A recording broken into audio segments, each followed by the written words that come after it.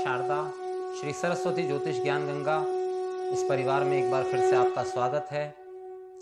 मैं हूं पंडित श्याम भारद्वाज और हाजिर हूं मैं 11 मार्च 2024 से लेकर 17 मार्च 2024 का साप्ताहिक राशिफल लेकर। कैसा रहने वाला है यह सप्ताह? इसी सप्ताह के दौरान ग्रहों के राजा सूर्य देव भी अपना राशि परिवर्तन करेंगे और चंद्रमा मीन राशि से संचरण करते हुए सप्ताह के अंत तक मिथुन राशि में प्रवेश करेंगे। 12 राशियों पर कैसा रहने वाला है इसका प्रभाव, आइए इस पर चर्चा करते हैं। वीडियो के अंत में एक सार्वभौमिक उपाय मैं सभी के लिए बताऊंगा जिससे कि कोई भी करके उसका लाभ ले सकता है। तो सर्वप्रथम बात करते हैं कालचक्र की पहली राशि मेष राशि। अब देखिए, मेष राशि के लिए सप्ताह की शुरुआत जो है वो खर्च के साथ हो रही है। खर्च इस समय बढ़ा चढ़ा रहेगा। व्यर्थ की यात्रा पर आप जा सकते हैं और यात्रा में भी तनाव की स्थितियां मौजूद रहेगी। थोड़ी सी ये समस्या यहाँ पर है। सप्ताह के मध्य में क्योंकि गज केसरी योग का निर्माण हो जाएगा तो गज केसरी योग का लाभ आपको मिलता हुआ दिख रहा है। कार्य क्षेत्र में, चाहे आप सर्विस में हों या स्वयं का बिजनेस करते हों, कार्य क्षेत्र में उन्नति की संभावना यहाँ पर प्रबल दिखाई दे रही है। सप्ताह के अंत में क्रमशः वृषभ और मिथुन राशि में गोचर करते हुए चंद्रमा कहीं ना कहीं आपके लिए पूर्ण रूप से लाभदायक सिद्ध हो रहे हैं। जब वृषभ में रहेंगे तो धन लाभ की संभावना है। आप अपनी वाणी से बहुत सारे बिगड़े हुए काम बना लेंगे। सप्ताह के अंत में मिथुन राशि में गोचर करते हुए चंद्रमा पारिवारिक कौटुंबिक सामंजस्य की ओर इशारा कर रहे हैं। भाई बहनों के साथ अगर कोई विवाद चल रहा था तो उस विवाद की समाप्ति की ओर स्थितियां बनती हुई जा रही है। और तृतीय भाव में गोचर करते हुए सप्ताह के अंत में चंद्रमा पराक्रम वृद्धि और कार्यों में सफलता का संकेत दे रहे हैं। बात करते हैं काल चक्र की दूसरी राशि वृषभ राशि के बारे में। अब वृषभ राशि के लिए सप्ताह की शुरुआत जो है वो धन लाभ के साथ होने वाली है। कहीं ना कहीं से धन प्राप्ति की संभावना यहाँ पर दिखाई दे रही है। आप जिस किसी भी कार्य क्षेत्र में हैं वहाँ पर धन लाभ, विशेष रूप से वो लोग जो शेयर सट्टे से जुड़े हुए हैं उनको धन लाभ की यहाँ पर प्रबल संभावना दिखाई दे रही है। सप्ताह जैसे जैसे आगे बढ़ेगा तो फिर बीच के जो 2 दिन हैं वो व्यय कारक रहेंगे। हालांकि गज केसरी योग का निर्माण होगा तो आप किसी धार्मिक यात्रा पर जा सकते हैं और आपका जो खर्च भी है वो भी धार्मिक खर्च की संभावना यहाँ पर मुझे ज्यादा होती हुई दिखाई दे रही है। चंद्रमा जब वृषभ राशि में आपकी राशि पर ही गोचर करेंगे तो मन तो आपका थोड़ा प्रफुल्लित रहेगा, लेकिन आप अति भावुकता से बचने का प्रयास करें। भावुकता के वश में आकर कोई निर्णय ना लें। सप्ताह के अंत में मिथुन राशि में गोचर करते हुए चंद्रमा कहीं ना कहीं धन संचय की ओर इशारा कर रहे हैं। कौटुंबिक कलह की भी थोड़ी सी संभावना यहाँ पर दिखाई दे रही है। बोलने में जरा सावधानी रखें। बात करते हैं काल चक्र की तीसरी राशि मिथुन राशि के बारे में। मिथुन राशि के लिए सप्ताह की शुरुआत दशम भाव के चंद्रमा के साथ हो रही है जो अत्यंत श्रेष्ठ है। कहीं ना कहीं कार्य क्षेत्र में आपको अपना वर्चस्व बढ़ता हुआ सा महसूस होगा। कार्य क्षेत्र में सीनियर्स का व्यवहार आपके साथ में बहुत ही सॉफ्ट और बहुत ही पॉजिटिव रहने वाला है। इस समय का लाभ उठाएं क्योंकि सप्ताह के मध्य में जब वृषभ राशि में चंद्रमा का गोचर होगा तो धन लाभ की यहाँ पर प्रबल संभावना होती हुई दिखाई दे रही है। क्रमशः मेष से लेकर वृषभ तक जब चंद्रमा का गोचर होगा तो धन लाभ भी होगा और शायद थोड़ा बहुत व्यय भी हो सकता है। व्यय कहाँ हो सकता है?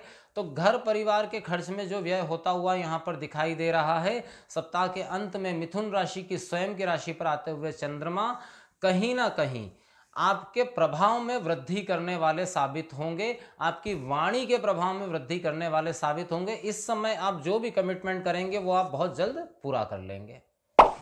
बात करते हैं काल चक्र की चौथी राशि कर्क राशि के बारे में। अब देखिए, कर्क राशि के लिए जो गोचर शुरू होगा वो दशम भाव से शुरू होगा। दशम भाव, एकादश और द्वादश। तो सबसे पहले कार्य क्षेत्र में उन्नति, भाग्य भाव से गोचर करते हुए चंद्रमा भाग्य में वृद्धि करेंगे। कहीं ना कहीं जो काम कई समय से अटके हुए थे वो काम बनेंगे। मित्रों, दोस्तों या भाइयों के बीच में जो थोड़ी सी अगर विवादास्पद स्थिति चल रही थी तो उसमें सुधार होगा। दशम भाव में गोचर करते हुए चंद्रमा आपको प्रोफेशनल लाइफ में लाभ दिलाने वाले यहाँ पर साबित होंगे और सप्ताह का अंत आते आते धन लाभ की संभावना से धन लाभ में कन्वर्ट हो जाएगी चीज। कुल मिलाकर शुरुआत के 4 से 5 दिन हर तरह से लाभदायक हैं कर्क राशि वालों के लिए। सिर्फ सप्ताह का अंत जो है वो कहीं ना कहीं व्ययकारक नजर आ रहा है। उस समय पे अगर किसी यात्रा पर जा रहे हैं तो यात्रा में सावधानी जरूर रखें।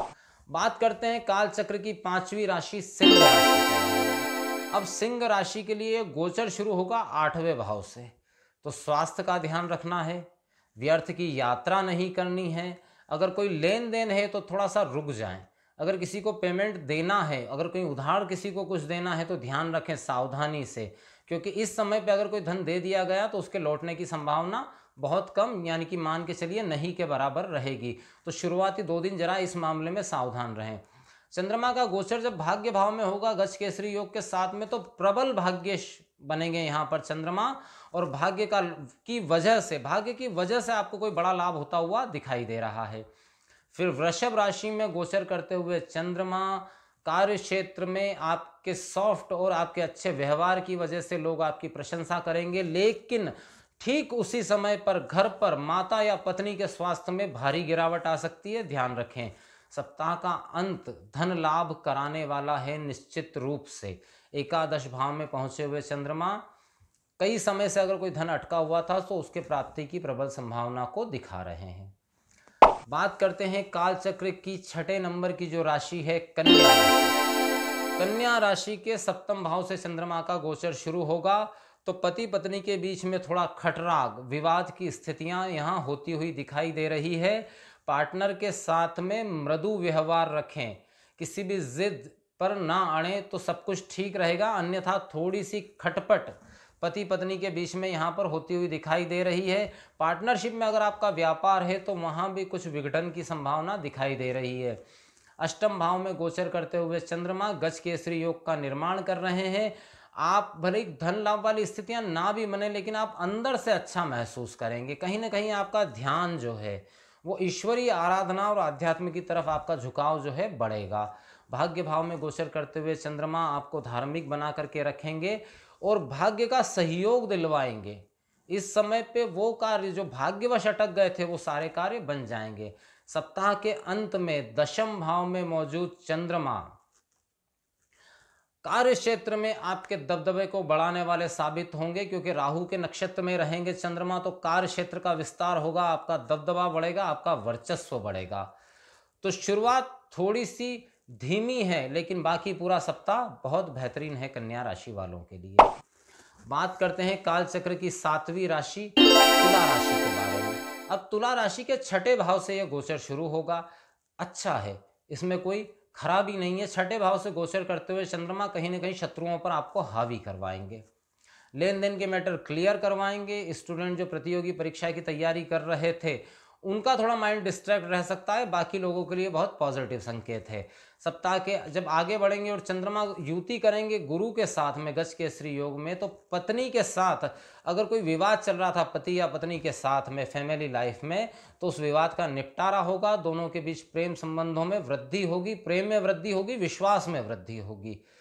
उसके बाद में चंद्रमा का गोचर जब अष्टम भाव में रहेगा तो उस समय आपको स्वास्थ्य का ध्यान रखना है। वो लोग जो कफ जनित बीमारियों से जल्दी पीड़ित होते हैं उन्हें विशेष ख्याल रखना है। वायरल या मौसम जनित बीमारी आपको हो सकती है, उसमें सावधान रहें। सप्ताह के अंत में भाग्य भाव में गोचर करते हुए चंद्रमा आपके भाग्य को बढ़ाने वाले साबित होंगे। धार्मिक रुचि आपकी बढ़ेगी, धर्म की तरफ आपका रुझान बढ़ेगा। कुल मिलाकर तुला राशि वालों के लिए सप्ताह का ज़्यादातर हिस्सा बेहतर है, सिर्फ सप्ताह मध्य के 2 दिन जो हैं वो थोड़े नकारात्मक दिखाई दे रहे हैं। बात करते हैं काल चक्र की 8वीं राशि वृश्चिक राशि के बारे में। अब वृश्चिक राशि के लिए 5वें भाव से चंद्रमा के गोचर की शुरुआत हो रही है, जो बहुत अच्छा नहीं कहा जा सकता। इस समय बुद्धि भ्रम का शिकार रहेगी, अनिर्णय की स्थिति रहेगी। कोई भी बड़ा निर्णय इस समय पे ना लें, गलत साबित हो सकता है। उसके बाद में 6ठे भाव में गुरु के साथ युति करते हुए चंद्रमा गज केसरी योग का निर्माण 6ठे भाव में करेंगे, तो शत्रु आपसे समझौता करने का प्रयास करेंगे। तो अहंकार ना दिखाते हुए अगर उचित हो और शत्रु आगे रह के कॉम्प्रोमाइज़ करना चाहे तो कॉम्प्रोमाइज़ करके आप शत्रुता को समाप्त कर सकते हैं। उसके बाद में चंद्रमा का गोचर 7वें भाव में होगा, तो वृश्चिक राशि के अविवाहित लोगों के विवाह तय होने की संभावना बहुत बड़ी हुई रहेगी या रिश्ते की बात घर के अंदर चल सकती है। सप्ताह का अंत लेकिन वृश्चिक राशि वालों के लिए बहुत अच्छा नहीं कहा जा सकता। कोई अज्ञात भय आपको परेशान करेगा। पूर्व में किए हुए किसी काम की वजह से आपको बदनामी मिल सकती है या आपकी इमेज खराब हो सकती है, इसका ध्यान रखिएगा। बात करते हैं काल चक्र की 90 नंबर की राशि धनु राशि के बारे में। अब धनु राशि के लिए जो गोचर होगा वो चौथे भाव से शुरू होगा, जो कि बहुत अच्छा नहीं कहा जा सकता। माता के स्वास्थ्य में गिरावट का संकेत यहाँ पर जो है चंद्रमा दे रहे हैं। दूसरी चीज, माता के साथ में विवाद, अगर गिरावट नहीं भी आई तो माता के साथ किसी बात पर विवाद हो सकता है, जो कि आपके लिए नुकसानदायक सिद्ध हो सकता है। पंचम भाव में गोचर करते हुए चंद्रमा गज केसरी योग का निर्माण करेंगे, तो धनु राशि वाले स्टूडेंट के लिए ये बहुत अच्छा है। इस समय पे आपका कंसंट्रेशन बढ़ेगा। सप्ताह के आगे के हिस्से में जब छठे भाव में गोचर करेंगे चंद्रमा, तो शत्रु विजयी आपको बनाएंगे। रोग, अगर कोई रोग बहुत समय से परेशान कर रहा था तो रोग से मुक्ति मिलेगी। सप्ताह के अंत में सप्तम भाव में गोचर करते हुए चंद्रमा आपके पारिवारिक कलह को बढ़ाने वाले हो सकते हैं। पारिवारिक कलह की स्थितियां बन सकती है। इस समय आप मानसिक भ्रम का शिकार भी हो सकते हैं। बिना वजह का शक भी कर सकते हैं अपने लाइफ पार्टनर पर, तो उस मामले में थोड़े से सावधान रहें। बात करते हैं काल चक्र की 10वें नंबर की राशि मकर राशि के बारे में। देखिए, सप्ताह की शुरुआत मकर राशि वालों के लिए ठीक हो रही है। तृतीय भाव से गोचर करते हुए चंद्रमा पराक्रम में वृद्धि का संकेत दे रहे हैं। शरीर में ताकत का अनुभव होगा। भाग्य का भी सहयोग आपके लिए बना रहेगा। लेकिन जब चंद्रमा गज केसरी योग के साथ चौथे भाव में गोचर करेंगे तो माता के स्वास्थ्य थोड़ा कमजोर दिख रहा है। बाकी जमीन, प्रॉपर्टी, भूमि संबंधित कार्य करने वाले लोगों के लिए फायदे का समय साबित हो रहा है मध्य सप्ताह। पंचम भाव में जब चंद्रमा पहुंचेंगे मिथुन वृषभ राशि के अंदर, तो वो समय थोड़ा सा अत्यधिक भावुकता वाला है। कोई भी बड़ा प्रोफेशनल निर्णय इस समय पे ना लें। पंचम भाव में गोचर करते हुए चंद्रमा कहीं ना कहीं गलती करवा सकते हैं। सप्ताह के अंत में मिथुन राशि में मौजूद चंद्रमा आपको कर्ज मुक्ति योग बना रहे हैं। अगर बहुत समय से आप प्रयास कर रहे थे कोई कर्ज चुकाने का, तो उस कर्ज के समाप्त होने की संभावना इस सप्ताह में बनी हुई है। बात करते हैं काल चक्र की 11वें नंबर की राशि कुंभ राशि के बारे में। अब देखिए, कुंभ राशि के द्वितीय भाव से यह गोचर शुरू होगा, जो कि धन लाभ कराने के लिए श्रेष्ठ है। धन लाभ होता हुआ यहाँ पर दिखाई दे रहा है, लेकिन वाणी को खराब करने वाला या मुंह, नाक या गले से संबंधित बीमारी को देने वाला यहाँ पर साबित हो सकता है। इस मामले में सावधान रहें। उसके बाद में गज केसरी योग के साथ में जब तृतीय भाव में चंद्रमा गोचर करेंगे तो धार्मिक यात्रा करवा सकते हैं, धार्मिक कार्य करवा सकते हैं। आपका आत्मविश्वास बढ़ा हुआ रहेगा, मन के अंदर प्रसन्नता का भाव रहेगा। आप एक विजयी मुद्रा में अपने आप को महसूस करेंगे। सप्ताह के मध्य में वृषभ राशि में गोचर करते हुए चंद्रमा माता के स्वास्थ्य में सुधार की संभावना को दिखा रहे हैं। नए वाहन की प्राप्ति हो सकती है। प्रॉपर्टी संबंधित कोई डील फाइनल होने की संभावना यहाँ पर दिखाई दे रही है। स्वास्थ्य का ध्यान आपको लेकिन जरूर रखना है। सप्ताह के अंत में पंचम भाव में गोचर करते हुए चंद्रमा संतान का या तो स्वास्थ्य खराब कर सकते हैं या संतान के साथ विवाद करवा सकते हैं। स्टूडेंट के लिए मैं कहूँगा इस समय पे उनका डिस्ट्रैक्शन बहुत बड़ा हुआ रहेगा, तो अपने आप को आत्म संयमित रखें, बुद्धि को स्थिर रखने का प्रयास करें। बात करते हैं काल चक्र की अंतिम राशि मीन राशि के बारे में। अभी सप्ताह की शुरुआत ही चंद्रमा के मीन राशि पर होने से हो रही है, तो इस समय मन में भटकाव बहुत ज़्यादा महसूस होगा। आप किसी भी एक चीज़ पर बुद्धि को स्थिर नहीं कर पाएंगे। नशे से इस समय अवश्य दूर रहे मीन राशि वाले, क्योंकि मन भागेगा नशा करने की तरफ।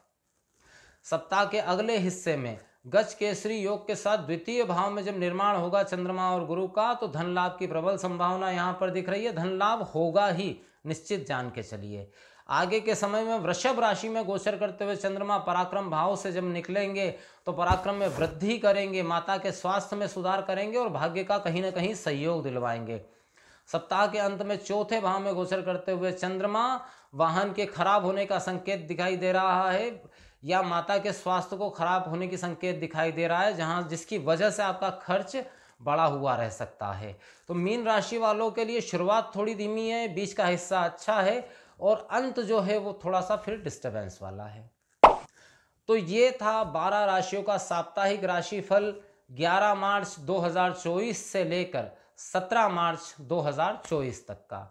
जाने से पहले, जैसा कि मैंने बताया था कि जाने से पहले मैं एक सार्वभौमिक उपाय आपको बता करके जाऊंगा। तो वो उपाय ये है कि मंगलवार के दिन संध्या समय पे अगर आप चमेली के तेल का दिया श्री बजरंगबली को अर्पित करते हैं तो आपके शत्रु आपसे सदैव दूर रहते हैं, शत्रु हमेशा आपसे शांत रहते हैं। इसी के साथ अपने शब्दों को यहीं विराम देना चाहूंगा। जय मां शारदा।